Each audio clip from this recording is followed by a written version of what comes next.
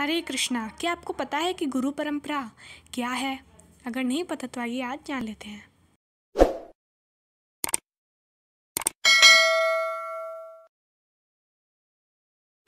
गुरु परंपरा में गुरु की प्रणाली होती है जो कि प्रमाणित होते हैं। सारे गुरु प्रमाणित होते हैं, जिससे कि उनको पता होता है कि उनके गुरु कौन है, उनके गुरु कौन है, उनके गुरु मतलब जो ज्ञान आया होता है प्रमाणित मतलब सर्टिफाइड होते हैं। जो ज्ञान आया होता है वो भगवान कृष्ण से चला आया होता है। जैसे कृष्ण जी ने ब्रह्मा जी को उनको दिया था, फिर वो ऐसे उनसे चला आ रहा होता है, तो ये प्रमाणित होता है। तो हमें जिससे भी शिक्षा या दीक्षा लेनी चाहिए वो प्रमाणित होना चाहिए। तो प्रमाणित गुरु प्रणाली को गुरु परंपरा कहते हैं। भगवान कृष्ण ने 4 प्रकार की प्रमाणित गुरु परंपरा है, 4 प्रकार की।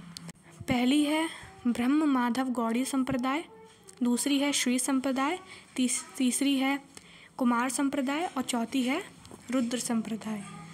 ब्रह्म माधव संप्रदाय में भगवान श्री कृष्ण ब्रह्मा जी को ज्ञान देते हैं और चलाता है।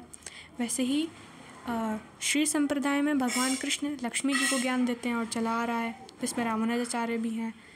और जो तीसरी संप्रदाय है कुमार संप्रदाय, उसमें भगवान श्री कृष्ण 4 कुमारों को ज्ञान देते हैं और उसमें ज्ञान चला आ रहा होता है। और जो चौथी संप्रदाय है रुद्र संप्रदाय, उसमें भगवान श्री कृष्ण शिव जी को ज्ञान देते हैं और वो ऐसे करके चलता रहता है। तो फिर जो इस्कॉन है, जो गौड़ी वैष्णव है, ये पहली संप्रदाय ब्रह्म माधव गौड़ी संप्रदाय में है।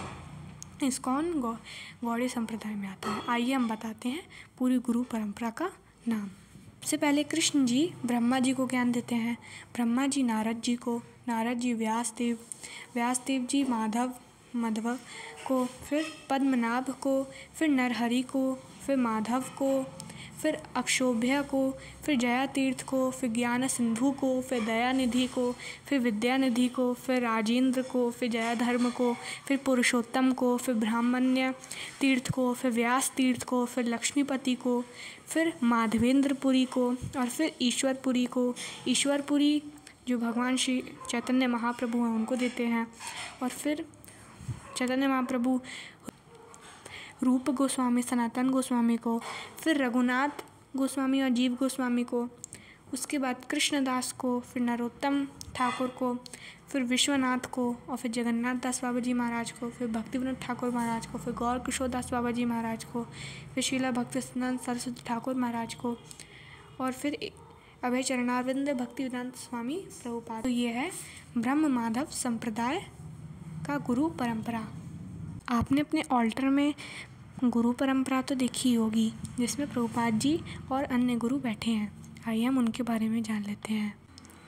सबसे पहले कृष्ण कृपा मूर्ति श्री श्रीमद एसी भक्ति वेदांत स्वामी प्रभुपाद, जो कि अंतर्राष्ट्रीय कृष्ण भावनामृत संघ इस्कॉन के संस्थापक आचार्य हैं, फाउंडर हैं और संपूर्ण विश्व में वैदिक ज्ञान के अद्वितीय प्रचारक हैं।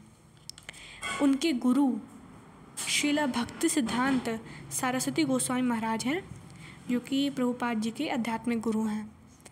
और उनके गुरु शीला गौर किशोर दास बाबा जी महाराज हैं, जो कि शीला भक्ति सिद्धांत सरस्वती गोस्वामी महाराज के आध्यात्मिक गुरु हैं और भक्ति विनोद ठाकुर के अंतरंग शिष्य हैं।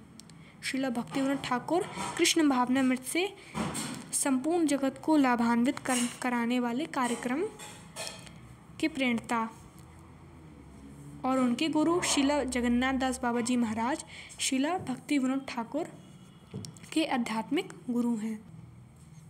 और उनके गुरु विश्वनाथ और उनके नरोत्तम दास ठाकुर, ऐसे करते करते मैंने आपको बताया है। तो ये है गुरु परंपरा। हरे कृष्णा। और षड गोस्वामी के बारे में हम अपने नेक्स्ट वीडियो में बताएंगे। हरे कृष्णा कृष्ण कृष्ण हरे हरे, हरे राम